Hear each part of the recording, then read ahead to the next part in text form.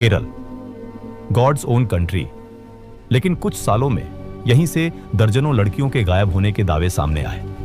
एक ऐसी कहानी जिसने पूरे देश को हिला दिया।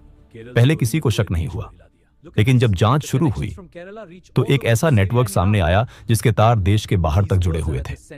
और सबसे डरावनी बात, यह सब शुरू होता है सिर्फ दोस्ती से। जिस जगह को लोग गॉड्स ओन कंट्री कहते हैं, वहीं से यह कहानी शुरू होती है। हरे भरे पहाड़, शांत बैक वाटर्स, एक बिल्कुल नॉर्मल जिंदगी। लेकिन इसी शांति के पीछे एक ऐसी कहानी छिपी थी जिसने पूरे देश में बहस छेड़ दी। और इसी मुद्दे को लेकर बनी फिल्म द केरल स्टोरी। कहानी शुरू होती है अनन्या से। एक साधारण लड़की, मिडिल क्लास परिवार, सपना नर्स बनना, घर में हंसी, उम्मीद, एक सीधी सादी जिंदगी, सब कुछ बिल्कुल नॉर्मल।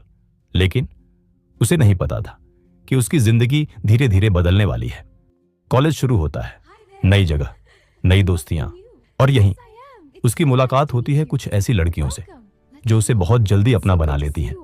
पहले सब कुछ नॉर्मल लगता है, लेकिन अनन्या को यह नहीं पता था कि यह दोस्ती उसकी जिंदगी का सबसे बड़ा टर्निंग पॉइंट बनने वाली है। धीरे धीरे ये दोस्त उसकी जिंदगी, परिवार और विश्वास पर सवाल उठाने लगते हैं। पहले लगता है बस बातचीत है, लेकिन फिर नैरेटिव बदलने लगता है। वीडियोस, भाषण, दिन कहानियां जिनमें दिखाया जाता है कि हिंदू देवी देवता गलत और मनगढ़ंत है, आइडल वर्शिप शिर्क है, सबसे बद्धा गुनाह। रामायण महाभारत सिर्फ कल्पना की कहानी है, सनातन धर्म पुराना अंधविश्वास है। रामायण महाभारत तो बस एक कल्पना की कहानी है भाई। सनातन धर्म पुराना अंधविश्वास और जाति व्यवस्था है। जाति व्यवस्था और मानवता के लिए हार्मफुल है, जबकि इस्लाम ही समानता, न्याय और सर्वाइवल का सच्चा रास्ता है। हर चीज एक ही दिशा में पुश करती है। हिंदू धर्म गलत है और सिर्फ एक रास्ता सही है, इस्लाम। और यहीं से शुरू होता है वो खेल जो बाहर से बिल्कुल नॉर्मल दिखता है। धीरे धीरे शालिनी खुद से सवाल करने लगती है, क्या मेरी अब तक की जिंदगी गलत थी? और यही असली ट्रैप होता है। पहले दोस्ती, फिर भरोसा, और फिर पहचान बदलना। अब बदलाव साफ दिखने लगता है। उसकी बातें बदलती हैं, उसका व्यवहार बदलता है, और सबसे ज्यादा वो अपने परिवार से दूर होने लगती है। माँ रोज फोन करती, हर बार स्विच ऑफ।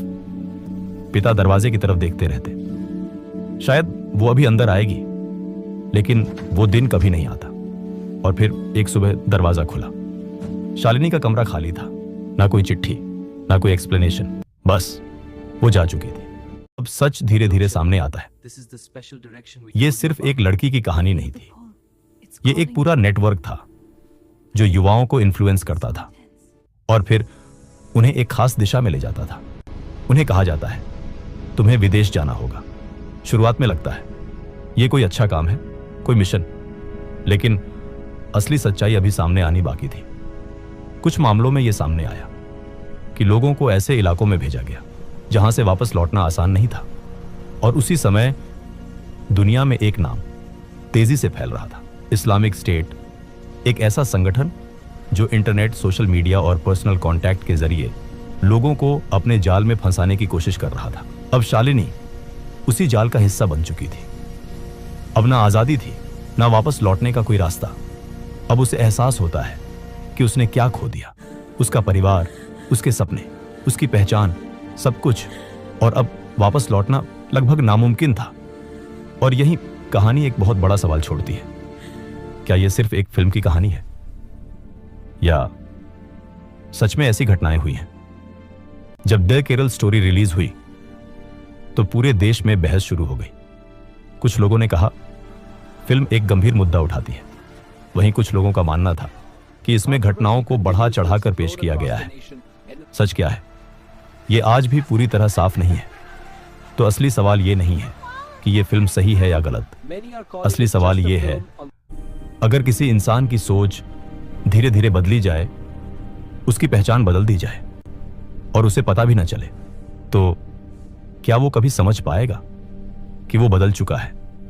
अगर आपके घर में कोई टीनेजर है तो ये वीडियो उसके साथ जरूर शेयर करना, क्योंकि कभी कभी सबसे खतरनाक चीजें दोस्ती के रूप में आती हैं। आप क्या सोचते हो? ये सच है या सिर्फ एक कहानी? कमेंट में जरूर बताना। और ऐसे ही डीप वीडियोस के लिए चैनल को सब्सक्राइब करना मत भूलना। जय हिंद।